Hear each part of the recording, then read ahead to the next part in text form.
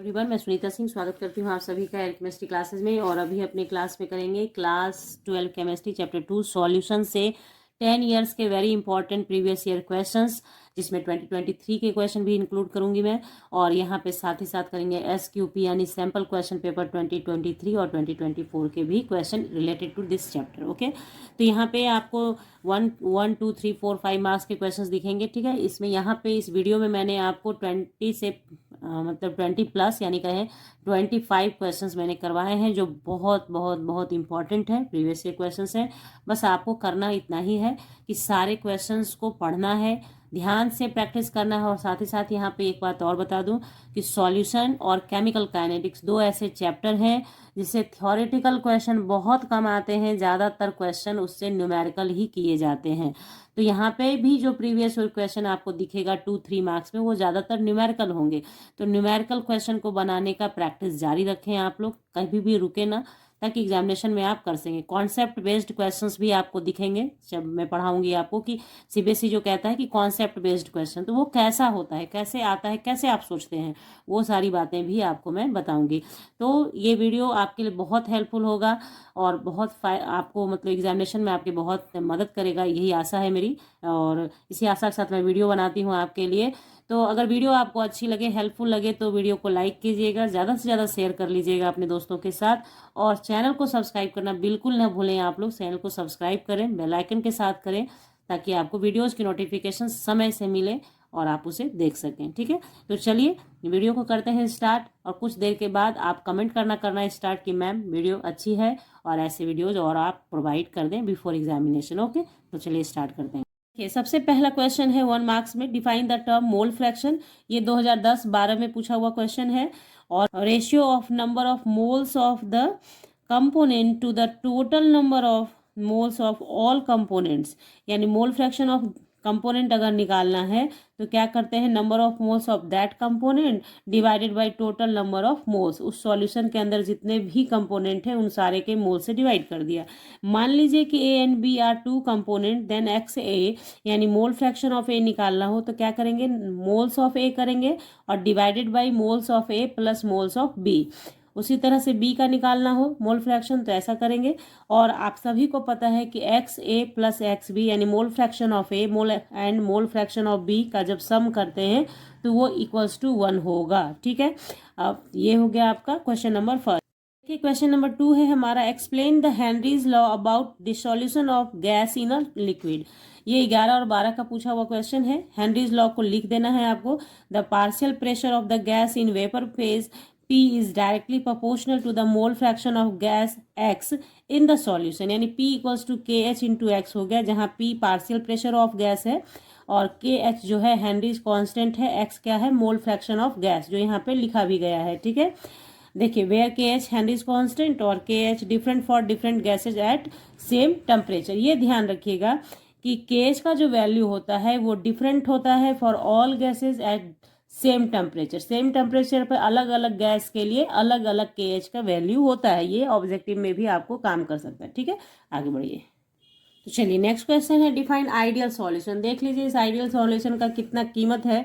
2010, 12, 13, 14 बहुत बारी पूछा गया क्वेश्चन है, इसलिए इसको पढ़ लेंगे। ठीक है, the solutions which obey Raoult's law over the entire range of concentration are known as ideal solution. For ideal solution, delta H mixing equals to 0, delta V mixing equals to 0. Solution of N-hexane and N-heptane इसका example हुआ। ठीक है, तो ideal solution जो ओबे करता है Rawls law को वो कहलाता है। ठीक है, नेक्स्ट क्वेश्चन है हमारा, some liquids on mixing form azeotropes. What are azeotropes, यानी कि कुछ लिक्विड्स मिक्स करने पे एजियोट्रॉप्स बनाते हैं। तो एजियोट्रॉप्स का मतलब होता क्या है, 13 और 14 में पूछा गया क्वेश्चन है। तो देखिए, azeotropes are binary mixture having the same composition in liquid and vapour phase and boil at constant temperature. ठीक है, तो ये जो आप देख रहे हैं 2-3 बातें कि सेम कंपोजिशन दिमाग में एकदम बैठा लेना है, in liquid and vapour phase and boil at constant temperature. तीसरे देखिए, state Raoult's law, question number 5 है हमारा। तो ये 2010, 11, 12 का पूछा हुआ क्वेश्चन है। Raoult's law, for a solution of volatile liquids the partial pressure of each component directly proportional to its mole fraction present in the solution. Thus for any component A, PA proportional to X A, proportionality constant हटेगा, P naught आ जाएगा, जहाँ पे P A जो है आपका partial pressure of gas है, P naught vapour pressure of pure component है, एंड एक्स ए क्या है, mole fraction of that component है। ठीक है, तो हमेशा याद रखें जब भी आप एग्जामिनेशन में कुछ भी लिखते हैं, इस टाइप का इक्वेशन डालते हैं, तो उस इक्वेशन में जो जो टर्म्स होते हैं उन टर्म्स को आप बताएं कि ये क्या रिप्रेजेंट कर रहे हैं। ठीक है, क्लियर, आगे बढ़ते हैं। देखिए हमारा क्वेश्चन नंबर 6 है, व्हाट आर आइसोटोनिक सॉल्यूशन। 2012 और 14 का पूछा हुआ है। Two solutions having same osmotic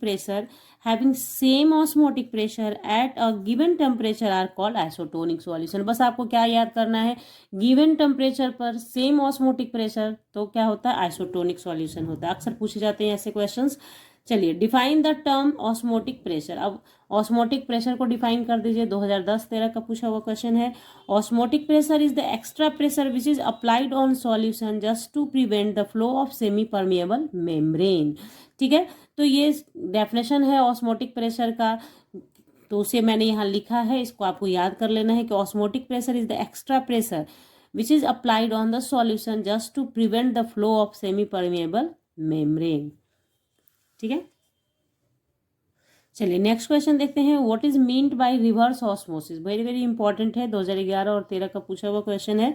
if a pressure higher than osmotic pressure is applied in the solution, the solvent will flow from the solution into the pure solvent through the semi permeable membrane and the process is called reverse osmosis. Reverse osmosis कहलाता है और इसका use होता है आपको सी water को drinking water में convert करने के लिए। ठीक है, नेक्स्ट क्वेश्चन है हमारा, explain boiling point elevation constant for a solvent और इबिलियोस्कोपिक कांस्टेंट।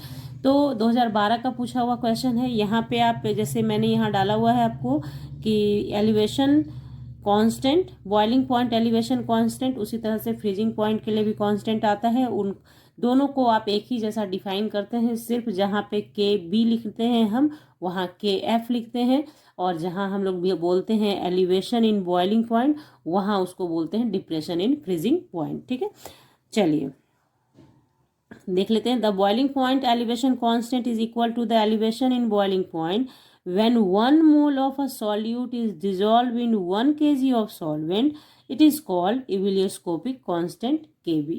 ठीक है, तो ये हो गया आपका डेफिनेशन इसका Kb का। ओके, और आपको ये डेफिनेशन रटना नहीं पड़ेगा, आप ऐसे याद कर सकते हैं कि डेल्टा टी इक्वल्स टू आपका होता है delta T B equals to K B into molality, और यहीं पे आप के बी को इधर करोगे तो delta T B divided by M हो जाएगा।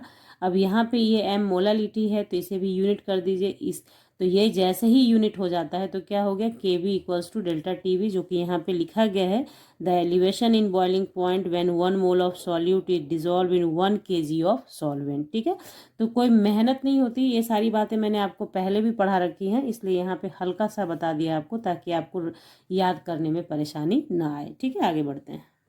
नेक्स्ट देखिए क्वेश्चन नंबर 10 है हमारा, ये लास्ट क्वेश्चन है 1 मार्क्स का। State the main advantage of molality over molarity as the unit of concentration. तो मोलैरिटी बता दिया आपने, मोलैलिटी बता दिया, ये सारी बातें। मोलैरिटी होता है मोल्स ऑफ सॉल्यूट बटे वॉल्यूम ऑफ सॉल्यूशन इंटू 1000, और ये जो 1000 होता है वो ग्राम में कन्वर्ट करने के लिए होता है, और या यहाँ पे आप ml बोलेंगे, यहाँ मोलैरिटी में ml होता है, इसमें ग्राम होता है। चलिए, मोलैलिटी के लिए मोल्स ऑफ सॉल्यूट बटे mass of solvent in KG. तो देखिए, molality does not change with change in temperature while molarity decreases with rise in temperature. क्यों? क्योंकि मोलैरिटी में वॉल्यूम है जो कि डिपेंड करता है टेम्परेचर पे, जबकि मोलैलिटी में वॉल्यूम एब्सेंट है और इसलिए इस पर टेम्परेचर का असर नहीं होता है। तो यहाँ पे क्वेश्चन नंबर 10 हुआ हमारा, 1 मार्क्स क्वेश्चन कंप्लीट। अब 2 मार्क्स क्वेश्चन यानी very short answer type question देखेंगे। गिव रीजन, ये बहुत इंपॉर्टेंट क्वेश्चन है, जरूर से याद करिएंगे इसे। Aquatic species are more comfortable in cold water than warm water. ठीक है, तो as we know that oxygen is present in dissolve state in water according to Henry's law, solubility of gas decreases with increase in temperature. It means solubility of oxygen in warm water is less than cold water. This makes aquatic species respirant comfortably in cold water. बस कुछ नहीं है, इसमें Henry's law के बारे में लिखना है कि हेनरीज का लॉ कहता है कि जैसे जैसे टेम्परेचर इंक्रीज करेगा तो सॉल्युबिलिटी ऑफ गैस डिक्रीज करेगा। ठीक है, तो जैसे सॉल्युबिलिटी ऑफ गैस डिक्रीज करेगा तो क्या होगा, वाटर में ऑक्सीजन कम मिलेगा, तो एक्वेटिक एनिमल को वार्म वाटर में प्रॉब्लम होगी, जबकि कोल्ड वाटर में क्या होगा, सॉल्युबिलिटी ऑफ गैस ज़्यादा होगा तो उन्हें आसानी होगी। और सिंपल सी बात है, जब वाटर को आप गर्म करेंगे तो सबसे पहले स्किप कौन करेगा, गैस ही तो करेगा ना, इसलिए ध्यान रखना होता है सिर्फ कि टेम्परेचर बढ़ेगा तो सॉल्युबिलिटी ऑफ गैस घटता है। क्लियर, चलिए नेक्स्ट क्वेश्चन। तो देखिए नेक्स्ट उसी का बी है, at higher altitudes people suffer from anoxia resulting in inability to think. ठीक है, at higher altitude people suffer from anoxia because at higher altitudes the partial pressure of oxygen is less than that at ground level. This leads to low concentration of oxygen in the blood. Low concentration of oxygen in blood and tissues of people. ठीक है, तो ये हो गया आपका question इसका B. Next question है हमारा 12 नंबर क्वेश्चन है, calculate the molarity of 9.8% W/W यानी weight by wait solution of H2SO4 if the density of the solution is 1.02 ग्राम पर ml। ठीक है, मोलर मास ऑफ H2SO4 दे रखा है आपको, और आपको बता दूं यहाँ पर कि ज़्यादातर देखा जा रहा है सैम्पल क्वेश्चन पेपर के हिसाब से कि सॉल्यूशन चैप्टर से मतलब 2 मार्क्स का क्वेश्चन उठा लें आप, 3 मार्क्स का क्वेश्चन उठा लें आप, उसमें ज़्यादातर क्वेश्चंस न्यूमेरिकल बेस्ड ही होते हैं। आप देखेंगे प्रीवियस ईयर क्वेश्चंस हैं ये सारे, तो आते हैं, मतलब न्यूमेरिकल क्वेश्चंस बहुत ज़्यादा आते हैं, इसलिए आप उसकी प्रैक्टिस ज़रूर रखें। ठीक है, तो देखिए यहाँ पे मैंने यहाँ लिख दिया है आपके लिए कि 9.8% solution of H2SO4 means 9.8 gram of H2SO4 is present in 100 gram of solution. 10 mass of H2SO4 इतना, मास ऑफ सॉल्यूशन इतना, डेंसिटी ऑफ सॉल्यूशन दे रखा है, तो मोल्स ऑफ H2SO4 आप निकालेंगे तो 9.8 उसका वेट हो गया, और मोलर मास से डिवाइड कर देंगे आप तो वो मोल में कन्वर्ट हो जाता है। वॉल्यूम ऑफ सॉल्यूशन करने के लिए मास ऑफ सॉल्यूशन करेंगे divided by density of solution करेंगे, और इसको बनाएंगे तो इतना ml आपका आ जाएगा। तो देखिए यहाँ पे एक चीज़ बता दूँ, एग्जामिनेशन के अंदर नो नीड कि आप ये लिखें, ये पार्ट मैंने सिर्फ आपको समझाने के लिए लिखा था कि आपको ये, मान लो जब आप वीडियो देखेंगे तो स्क्रीनशॉट लेके भी रख सकते हैं या अपनी कॉपी पे लिख सकते हैं कि इसका मतलब क्या था, कैसे मैंने सिखाया था। ठीक है, तो ये हो गया आपका। अब देखिए उस ml को हमने लीटर में कन्वर्ट किया, दिखा दिया है मैंने आपको, और उसे बना दिया। मोलैरिटी के लिए हम जानते हैं number of moles of solute divide by volume of solution, तो मोल्स ऑफ सॉल्यूट हो गया, वॉल्यूम ऑफ सॉल्यूशन हो गया, डिवाइड कीजिए, बन जाएगा आपका मोल पर लीटर को मोलैरिटी लिखा जा सकता है, कैपिटल M से लिखते हैं, ये तरीका है। इस चीज़ को ये भी लिख सकते हैं, कोई दिक्कत नहीं है। ठीक है, क्वेश्चन नंबर 13 देखेंगे हम, क्या है हमारा कि state Raoult's law for a solution containing volatile component, right 2 characteristics of solution which obey Raoult's law at all concentration.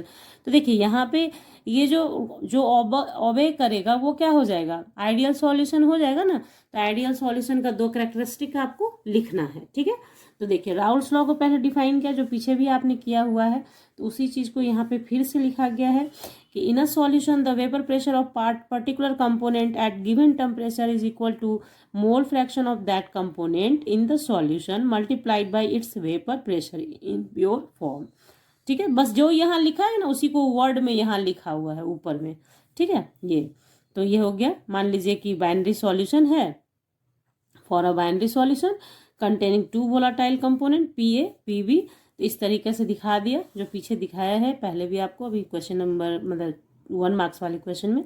The solution which obey Raoult's law over the entire range of concentration are known as ideal solution, याद रखिएगा इसे। ठीक है, अब देखिए the important properties of this solution. First क्या हुआ, delta H mixing 0 और delta V mixing equals to 0। ठीक है, ये 2 प्रॉपर्टीज हो गया उसका, यानी 2 कैरेक्टरिस्टिक हो गया किसका, जो ओबे करेगा राउल्स लॉ को। ठीक है, नेक्स्ट क्वेश्चन है हमारा, right 2 differences between an ideal solution and non ideal solution. 2019 का पूछा ही क्वेश्चन है, ठीक है। तो आइडियल और नॉन आइडियल सॉल्यूशन लेंगे, आप दोनों तरफ लिखेंगे। और आइडियल सॉल्यूशन वो होगा जो फॉलो करेगा आपके राउल्स लॉ को, और नॉन आइडियल सॉल्यूशन होगा जो कि फॉलो नहीं करेगा राउल्स लॉ को, और वो डेविएशन दिखाएगा, मतलब या तो राउल्स लॉ से पॉजिटिव डेविएशन दिखाएगा या फिर निगेटिव डेविएशन दिखाएगा। तो उन्हीं चीज़ों को यहाँ लिखा है, आप उसे राइट डाउन कर लेंगे। और दूसरी तरफ है क्या, आइडियल सॉल्यूशन के लिए क्या हो जाएगा, on mixing there is no enthalpy and volume change. तो ये हो गया हमारा delta H mixing zero, delta V mixing zero. जबकि इसमें क्या होगा, जब आप मिक्सिंग करेंगे तो इंथैल्पी चेंज भी हो सकता है और वॉल्यूम चेंज भी हो सकता है, यानी दोनों नॉट इक्वल्स टू जीरो। यहाँ कंप्लीट हुआ 14 क्वेश्चन नंबर। अब आते हैं 15 पे। तो 15 है हमारा, non ideal solution exhibit either positive और negative deviations from Raoult's law. What are these deviations and why are they caused? Explain with one example for each. बहुत इंपॉर्टेंट क्वेश्चन है, इसे स्टार मार्क के रखिएगा। देखिए इसमें कह रहा है कि नॉन आइडियल सॉल्यूशन जो होते हैं वो या तो पॉजिटिव और निगेटिव डेविएशन दिखाते हैं from Raoult's law. What are these deviation, अब ये निगेटिव और पॉजिटिव डेविएशन होते क्या हैं, and why are they caused, और ये होते क्यों हैं। पहले तो ये पॉजिटिव निगेटिव डेविएशन होते क्या हैं और क्यों होते हैं ये बताना है। एक्सप्लेन विथ वन एग्जाम्पल, एक एग्जाम्पल से आपको इसको समझाना है, ठीक है। 10, 11 और 15 में पूछा गया क्वेश्चन है, ठीक है। तो देखिए सबसे जरूरी बात, this deviations are caused due to difference in intermolecular forces of attraction between solute molecules in pure solute, solvent molecules in pure solvent and solute and solvent in a solution। समझ गए, यानी कि जो इंटरमॉलिक्यूलर फोर्स ऑफ अट्रैक्शन लगता होता है solute के बीच, solvent और सॉल्वेंट के बीच, जब सॉल्यूट रहता है, सॉल्वेंट रहता है वैसे, और उसके बीच जब सॉल्यूट और सॉल्वेंट मिक्स कर देते हैं, आप सॉल्यूशन का निर्माण कर देते हैं। तो ये डेविएशन कब कैसे क्रिएट हुआ, बस याद क्या रखना है आपको, इंटरमॉलिक्यूलर फोर्स ऑफ अट्रैक्शन में डिफरेंसेस पाए जाते हैं। अब देखिए non ideal solution showing positive deviation, तो पॉजिटिव डेविएशन कब होगा, जब intermolecular attraction forces between solute and solvent molecules are weaker. ये याद रखिएगा, आपका पॉजिटिव डेविएशन कब होगा, जब सॉल्यूट और सॉल्वेंट में जो इंटरमॉलिक्यूलर अट्रैक्टिव फोर्स लगेगा वो क्या होगा, weaker then those between solute and solvent molecules.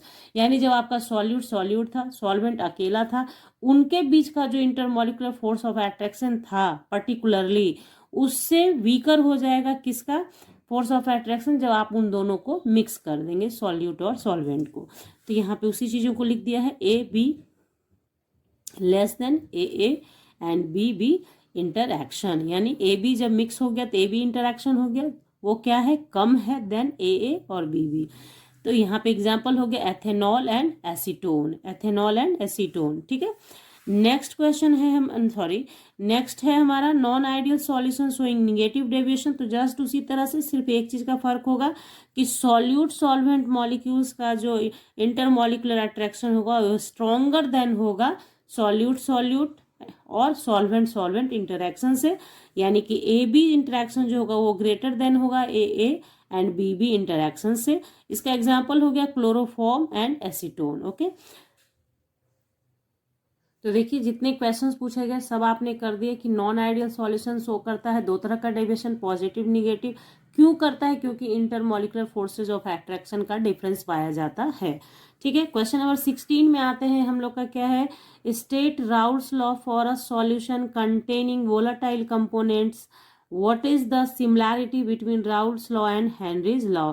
कभी कभी जैसे ये special case of Henry's law करके भी पूछा जाता है, तो यही क्वेश्चन होता है, वो एक्चुअली आपको लिखना होगा इसी चीज को। तो वो क्वेश्चन भी पूछा गया है एक साल, तो मैंने जब इसे मेंशन किया तो उसे नहीं किया है, बस आप समझेंगे कि हेनरीज लॉ जो होता है special case of Raoult's law हो जाता है, ठीक है। तो देखेंगे इसे, तो देख लीजिए इसे, राउल्स लॉ सबसे पहले हमने लिख दिया, जो अभी आपने पीछे पढ़ा है राउल्स लॉ लिखा।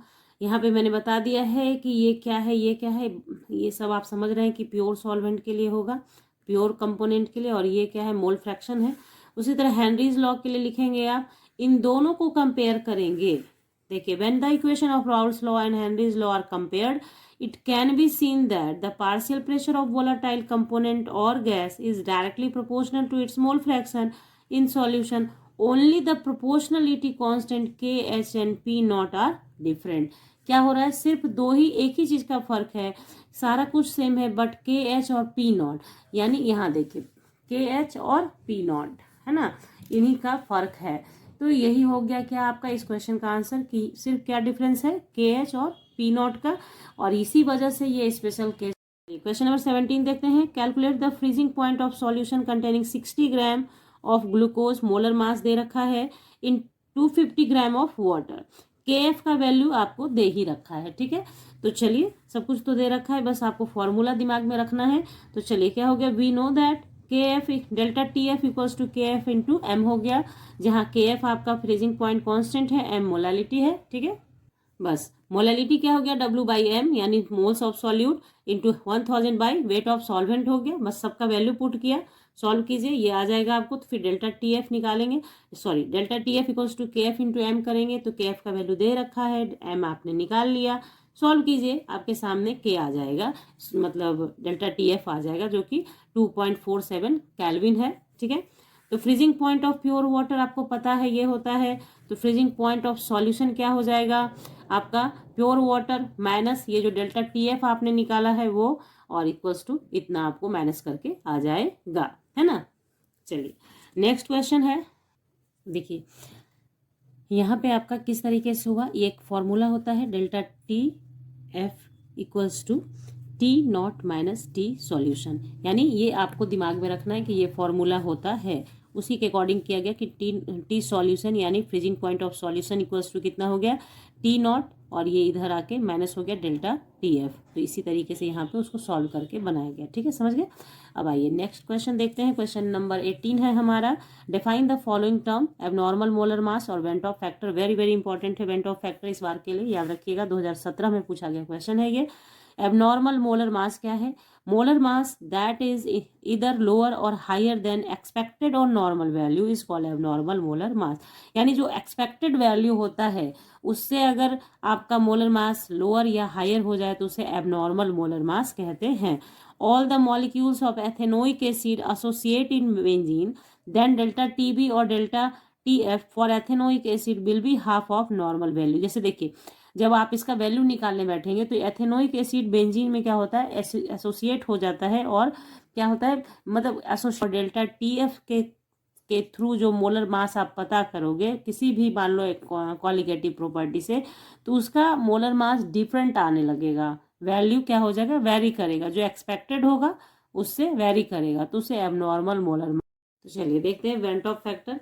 It is defined as the ratio of experimental value of colligative property, और आप सभी को कॉलिगेटिव प्रॉपर्टी पता है कि क्या होता है, और नहीं पता है तो वीडियो अवेलेबल है चैनल पे, आप देख सकते हैं कॉलिगेटिव प्रॉपर्टी से रिलेटेड, है ना। To the calculated value of colligative property and is use to find out the extent of dissociation or association.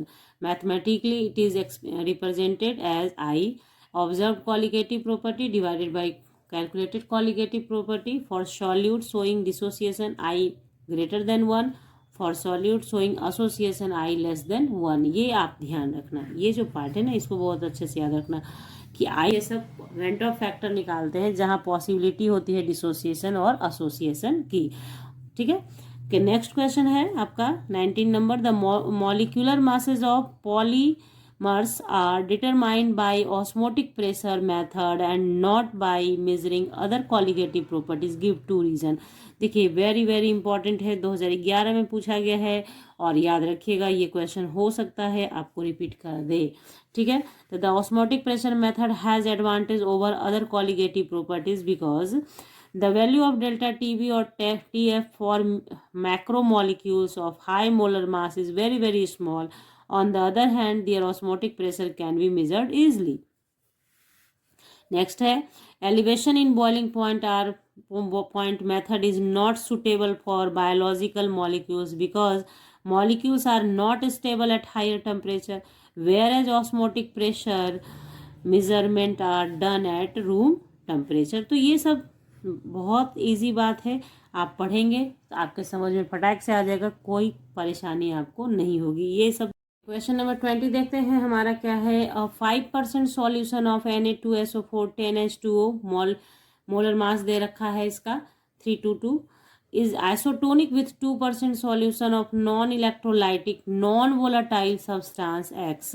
Find out the molecular weight of X. ठीक है, ये CBSE SQP क्वेश्चन 2024 से है, यानी कि आपका जो अभी रिसेंटली जो SQP आया है यानी सैंपल क्वेश्चन पेपर CBSE का, उसमें ये दे रखा है। तो isotonic solution are those which have same osmotic pressure, अभी पीछे पढ़ाया था आपको क्वेश्चन 1 मार्क्स वाले में। तो पाई1 पाई इक्वल्स टू पाई2, तो पाई के लिए N1/V1 लिखते हैं, N2/V2 लिखते हैं, और N1 के लिए W1/M1। पूरा मैंने डिटेल में लिखा है ताकि आप सभी इसे अपने दिमाग में बैठा लें। और इस तरीके का क्वेश्चन, चूंकि ये सैम्पल क्वेश्चन पेपर का है, तो पॉसिबिलिटी है कि फाइनल एग्जाम में कुछ इसी तरह का रिलेटेड दे देगा। तो मैंने हर एक फॉर्मूले को लिखा है ताकि आप पूरे का प्रैक्टिस कर लें। ठीक है, यहाँ जो जो वैल्यू था सबको पुट किया, सिर्फ M2 का वैल्यू नहीं था तो M2 को इधर लाया, बाकी को करके आपको ये वैल्यू आ जाएगा।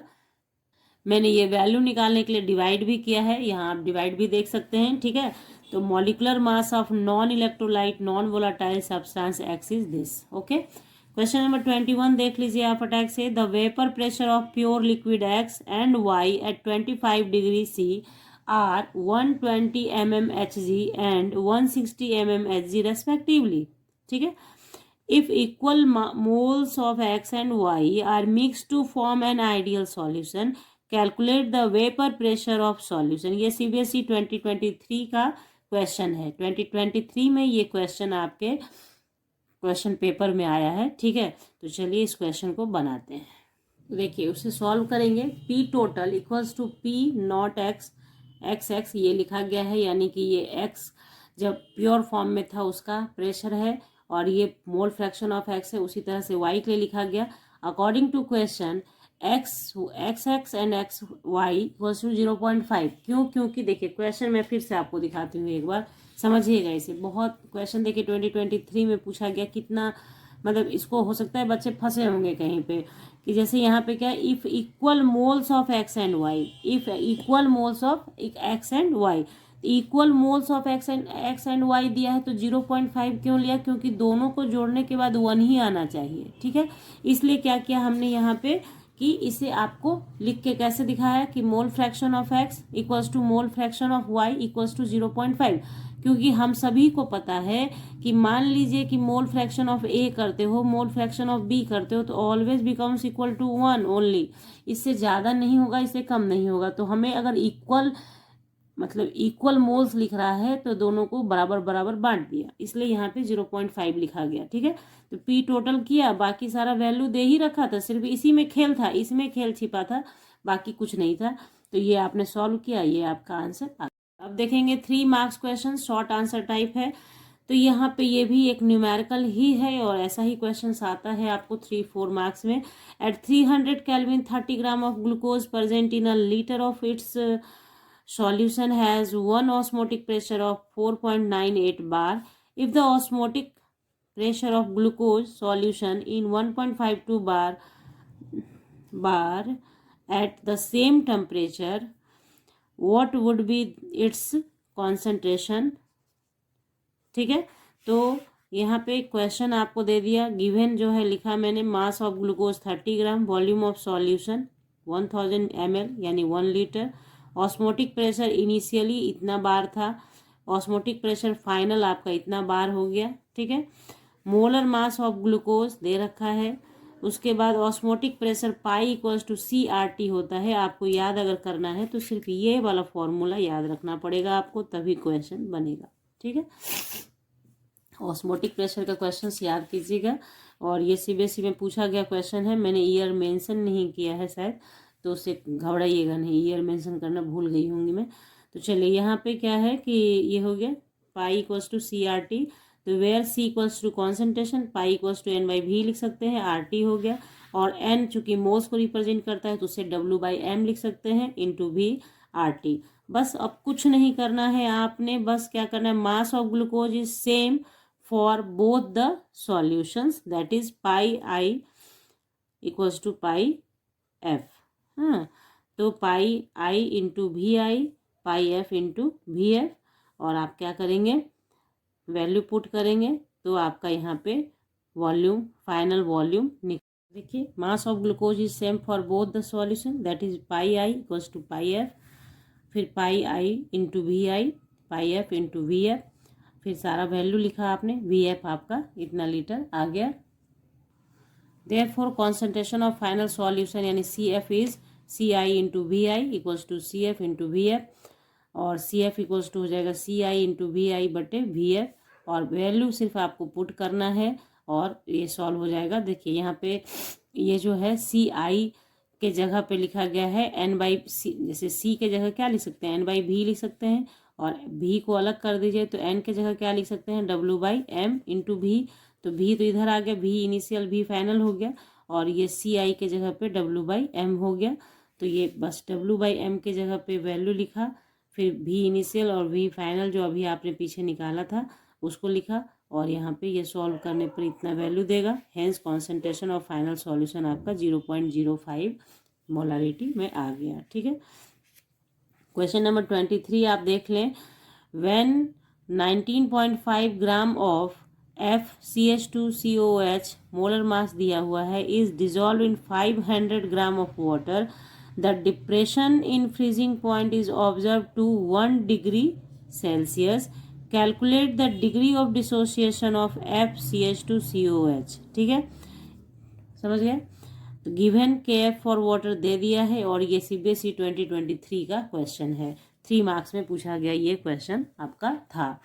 तो देखिए, we know that delta T F equals to I K F into M होगा। देखिए यहाँ जहाँ डिसोसिएशन और एसोसिएशन वर्ड आ गया वहाँ पे वेंट ऑफ फैक्टर आ जाता है खुद से खुद। ठीक है, ये आपने समझ लिया है पीछे, इसलिए मैंने कोशिश यही की है कि जो भी क्वेश्चंस आपके सामने आए प्रीवियस आपने पढ़ा उससे रिलेटेड होगा, तो होगा क्या ना, जैसे जैसे आप सीक्वेंस में बढ़ेंगे आपको परेशानी ये नहीं होगा कि ये क्यों आया, क्योंकि आप जानते हैं कि डिसोसिएशन और एसोसिएशन में मॉलिक्यूल जैसे जाएगा वैसे ही वेंट ऑफ फैक्टर आ जाएगा। तो डेल्टा टी एफ बराबर ये आपने लिख दिया। अब इस जो मोलालिटी है ये मोलालिटी के लिए लिखा आपने। उसके बाद देखिए के एफ का वैल्यू दिया हुआ है, सारा वैल्यू दिया हुआ है, सबको लिखा आपने, कट कुट कीजिएगा तो आई का वैल्यू आपके सामने निकल कर आ जाएगा। तो आई देखिए ग्रेटर देन हो गया 1 से, तो डिसोसिएशन हो रहा है, यानी आई ग्रेटर देन 1 तो डिसोसिएशन, और यहाँ दिया हुआ हुई तो है क्वेश्चन में कि डिसोसिएशन हो रहा है, इट मीन्स कि आप सही बना रहे हैं। तो अल्फा इक्वल्स टू, ये भी फॉर्मूला आपको याद रखना होगा, अल्फा डिग्री ऑफ डिसोसिएशन है ना, degree of dissociation, alpha equals to I minus 1 N minus 1, I आपने निकाला है उसे लिखा, और यहाँ पे -1 किया, 2 - 1। ठीक है, यहाँ पे जब आप सॉल्व करेंगे तो ये आपका आंसर हो गया। तो ये देखिए CBSE 2023 का क्वेश्चन है, और ये सब फॉर्मूला आपको ध्यान में रखना होगा। ठीक है, चलिए क्वेश्चन नंबर 24 देखते हैं। Answer the following questions. आपका ए दिया हुआ है इसमें, state Henry law and explain why are the tanks used by scuba divers filled with air diluted with the helium 11.7% helium, 56.2% nitrogen and 32.1% oxygen. ये SQP क्वेश्चन 2023 है, यानी कि आपके सैम्पल क्वेश्चन पेपर 2023 में ये क्वेश्चन दिया था, तो इम्पॉर्टेंट है आपके लिए, थोड़ा ध्यान दीजिएगा। हेनरीज लॉ को जो अभी पीछे आपने लिखा था वही मैंने यहाँ लिखा है, इसको आप कर लेंगे फिर से। तो यहाँ आपका ये चीज़ हो गया। अब देखिए असली पॉइंट जहाँ है वो देखिएगा, scuba divers use tanks filled with air diluted with helium because at deeper depth the increased pressure causes the gases in the air to dissolve more readily into the blood stream, which can lead to the dangerous condition of decompression sickness, also known as bends. Helium has a lower solubility in blood stream than nitrogen, which reduces the risk of decompression sickness. The specific mixture of 11.7% helium, 56.2% nitrogen and 32.1% oxygen is common blend used। ठीक है, तो ये कुछ नहीं है, इसको बस जो अभी पीछे आपने पढ़ा ना कि ऊंचाई पे जाता है तो क्या होता है, तो ये अब गहराई में जा रहा है, तो उसी चीज़ों को यहाँ recreational diving because it provides an appropriate balance of oxygen and nitrogen for breathing while minimizing the risk of decompression sickness। ठीक है, नेक्स्ट क्वेश्चन है हमारा, assume that argon exerts a partial pressure of 6 bar, calculate ठीक है, calculate the solubility of argon gas in water given Henry's law constant for argon dissolved in water KH equals to 40 kilo बार। ठीक है, तो चलिए, तो बस formula आपने लिखा PKH इंटू एक्स होता है, यानी मोल फ्रैक्शन, यहाँ पे आप कैपिटल एक्स भी लिख सकते हैं, कोई दिक्कत नहीं है। ठीक है, तो यहाँ पे x equals to P by KH, तो P आपका दिया हुआ है 6 बार, KH का वैल्यू आपने लिखा, और यहाँ आप जो देख रहे हैं 10⁻³ ये किलो बार को बार में कन्वर्ट करने के लिए किया गया है, बार से बार कट गया, 6/4 10⁻⁻⁴, और इस तरह से सॉल्व कर लीजिए, ये आपका आंसर हो गया। तो यहाँ पे 24 कंप्लीट। अब आइए 25 क्वेश्चन में आते हैं, जो कि क्या है हमारा, देखिए 25 में ए है, what is the effect of temperature on the solubility of glucose in water. तो आंसर है हमारा, addition of glucose to water is an endothermic reaction according to Lee-Chatterjee principle, on increasing temperature solubility will increase। ठीक है, मतलब endothermic reaction है, तो endothermic का मतलब होता है जहाँ की आपका टेम्परेचर एब्जॉर्ब होता है इंडोथर्मिक में। तो जब टेम्परेचर आप बढ़ाएंगे, इफेक्ट ऑफ टेम्परेचर क्या होगा, जब आप टेम्परेचर इंक्रीज करेंगे तो सॉलिबिलिटी ऑफ ग्लूकोज क्या करेगा, इंक्रीज करेगा। अब देखिए क्वेश्चन बी है, इसके अंदर क्या, Ibrahim collected 10 ml each of fresh water and ocean water. He observed that one sample labeled P froze at 0 degrees Celsius while the other Q at -1.3 degrees Celsius. Ibrahim forgot which of the two P or Q was ocean water. Help him identify which container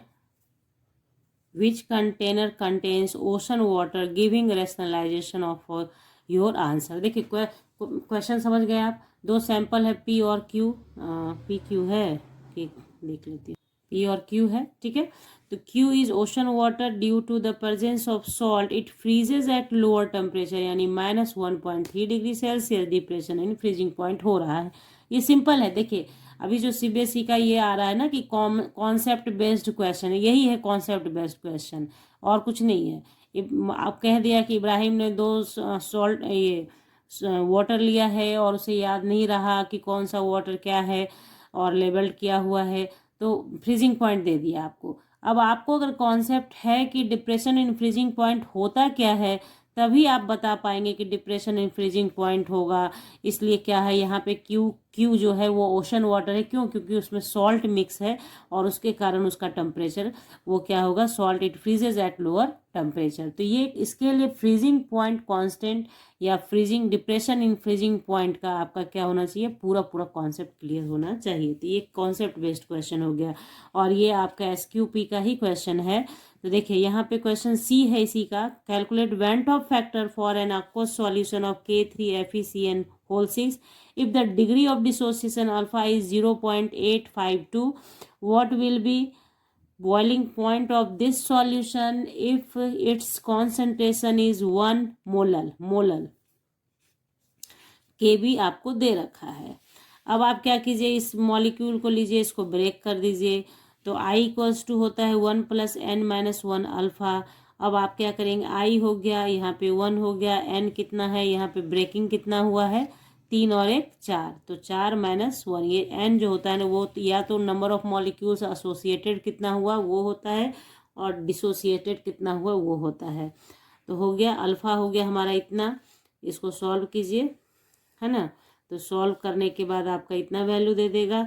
तो delta T B equals to I K B M हो जाएगा। तो आई आपने अभी निकाल लिया है अभी जस्ट, तो ये आई लिखा आपने, के बी का वैल्यू दे रखा है और एम क्या है 1 मोलल है, इसलिए मैंने यहाँ पे थोड़ा सा इम्फेसिस करके बोला था आपको, इम्फेसाइज करके कि 1 मोलल है, ठीक है, तो ये ध्यान रखना है। तो 1 मोलल हो गया, तो यहाँ 1 डायरेक्ट लिख दिया, इसको सॉल्व कीजिए 1.85 आया। डेल्टा टी बी होता है T S minus T not, यानी टी सॉल्यूशन माइनस प्योर, ठीक है, तो टी एस हो गया ये, और टी बी का वैल्यू आपने अभी निकाल लिया है, और टी नॉट हो गया 100 डिग्री सेल्सियस, क्योंकि प्योर वाटर का 100 डिग्री सेल्सियस पे बॉइलिंग होता है। जोड़ दीजिए, इतना आ गया। Hence boiling point of this solution is this, इतना हो गया। और इसी सी का और करके भी क्वेश्चन था जो मैं आपको बता ही दूंगी, ये सैंपल क्वेश्चन पेपर का क्वेश्चन है, तो क्वेश्चन में दम है, बनाइएगा जरूर, प्रैक्टिस कीजिएगा, यहाँ देखने के बाद जरूर प्रैक्टिस कीजिएगा, ठीक है। तो देखिए उसके और में ये क्वेश्चन दिया था, what type of deviation from Raoult's law is expected when phenol and aniline are mixed with each other, what change in the net volume of the mixture is expected graphically represents the deviation, ठीक है। तो यहाँ पे क्या करना है, negative deviation is expected when phenol and aniline are mixed with each other, the net volume of mixture will decrease delta V less than 0 due to formation of H bonding between them, ठीक है। और negative deviation का जो graph आपके book में दे रखा है ना, इस टाइप से करके मैंने भी पढ़ाया है चैनल पे आपको, उसी को बनाना है। निगेटिव डेविएशन है तो इसमें आपको क्या करना है कि जो आप ऐसे बनाते हैं ना, उसमें निगेटिव डेविएशन में ऐसे ऐसे नीचे की तरफ बनाते हैं, नीचे की तरफ, बस यही निगेटिव डेविएशन के नीचे की तरफ, पॉजिटिव में ऊपर की तरफ बनाते हैं, बस इतना ही होता है। चलिए, द वेपर, नेक्स्ट क्वेश्चन है, the vapour pressure of pure water at a certain temperature is 23.80 mmHg. If 1 mole of non-volatile non-electrolytic solute is dissolved in 100 gram water, calculate the resultant vapor pressure of the solution. Relative lowering of vapour pressure का formula लिखा आपने, अब इसमें values put करेंगे आप। P not का value दे रखा है, पी नहीं पता है, पी ही आपको पता करना है, पी आपने पता कर लिया। और यहाँ साइड में आप देखेंगे, मैंने मतलब आपको बताने की कोशिश की है कि यहाँ पे x2 जो है वो क्या है, n2/n1 + n2, तो यहाँ पे n2/n1 हो गया। क्यों? क्योंकि ये हमें पता है कि वेरी वेरी शॉर्ट डाइल्यूटेड में ऐसा होता है, लेकिन यहाँ पे चूंकि वैल्यू दे रखा है n2 का कितना 0.1, तो n1 बराबर क्या हो जाएगा 100/18, ठीक है, 100/18। तो n1 के लिए क्या है 100/18, तो इसका आप 5.55 लेंगे। x2 इक्वल्स टू क्या हो गया हमारा 0.1, चूँकि n2 का वैल्यू कितना है 0.1 है, क्वेश्चन के अकॉर्डिंग मैंने किया है।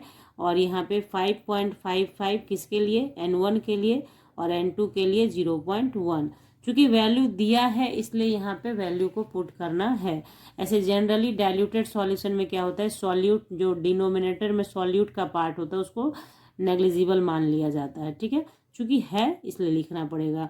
तो 0.1 5.65, तो यहाँ पे आपका 0.018 करके आएगा, जो कि यहाँ पे लिखा गया था, x2 के जगह पे यहाँ लिखा गया था, ठीक है, कहीं कुछ छूट नहीं रहा है, ठीक है। चलिए, यहाँ पे ये हो गया आपका, ये जो वैल्यू आया वो कहाँ से आया उसके लिए मैंने यहाँ पे किया है, ओके। तो इस तरीके से यहाँ पे ये कंप्लीट हो गया आपका। तो यहाँ पे मैंने आपको 25 क्वेश्चंस करवाए हैं, आप मान सकते हैं कि 26 क्वेश्चन थे इसमें, क्योंकि और वाला भी क्वेश्चन आपने सॉल्व किया है, ठीक है ना। तो 25 क्वेश्चंस जो यहाँ पे बताए गए हैं प्रैक्टिस कर लीजिए, इससे ज़्यादा कुछ भी नहीं आएगा सॉल्यूशन से, बशर्ते कि सही तरीके से पढ़िएगा। जो जो बातें मैंने बताई हैं, पहले भी मैंने वीडियोस डाला है इंपॉर्टेंट क्वेश्चन सॉल्यूशन का, तो ऐसा नहीं होता है कि इंपॉर्टेंट क्वेश्चन हमेशा बदलते नहीं रहते हैं, उसी में से कुछ आते हैं कुछ नहीं आते हैं। तो वो वीडियो भी आपको मैं मतलब लिंक दे दूंगी डिस्क्रिप्शन बॉक्स में, उसको भी देख लीजिए एक बारी, वहाँ भी मैंने बहुत डिटेल में आपको समझाया है, आपको कहीं कोई परेशानी नहीं, बस उन 1-2 वीडियो को देख लीजिए, सॉल्यूशन डन, ओके। तो इस आशा के साथ कि ये वीडियो आपके लिए वेरी वेरी हेल्पफुल हो, आपके एग्जामिनेशन में काम आए, और कहीं कोई परेशानी हो तो कमेंट ज़रूर करें, बिना कमेंट के न जाए। तो मिलेंगे आपसे नेक्स्ट क्लास में नेक्स्ट वीडियो के साथ। तब तक के लिए bye, thank you, take care, have a nice day.